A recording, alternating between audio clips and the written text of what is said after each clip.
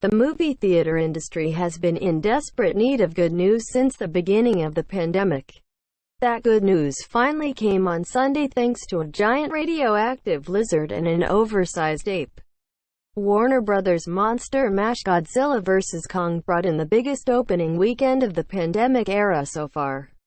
The film, which pits two of the most iconic movie monsters in film history against one another, nabbed $48.5 million over the 5-day holiday weekend in North America, according to the studio. The film made $32.2 million for its 3-day opening. Warner Brothers, like CNN, is owned by Warner Media. That greatly exceeded industry expectations for the film's opening, which were projected to be closer to $20 million for 5 days, a hopeful signal to the beleaguered theater industry that movie-going may be on the mend. The top opening weekend of the pandemic so far was Wonder Woman 1984, which made $16.7 million over its first 3 days in December.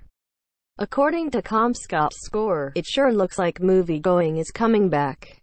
I can't think of a simpler way to say it, Sean Robbins, chief analyst of BoxOffice.com, told CNN Business. We're not out of the woods yet, but if I'm a theater owner this feels like new life, and if I'm a movie studio this definitely gives me a lot more confidence to release movies in theaters. A $48.5 million opening weekend in normal times would typically not be worth celebrating. But movie theaters have been ravaged by the coronavirus pandemic for more than a year. The industry had to shut down theaters around the world. Studios delayed blockbusters and audiences were hard to find even when marquees were turned back on.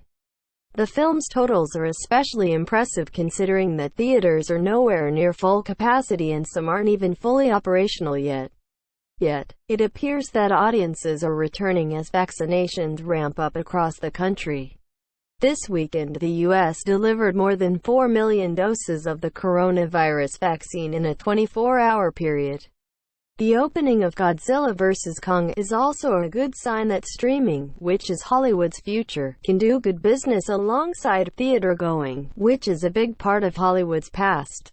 Warner Brothers announced in December that all of its 2021 films would be released in theaters and to HBO Max simultaneously, so Godzilla vs.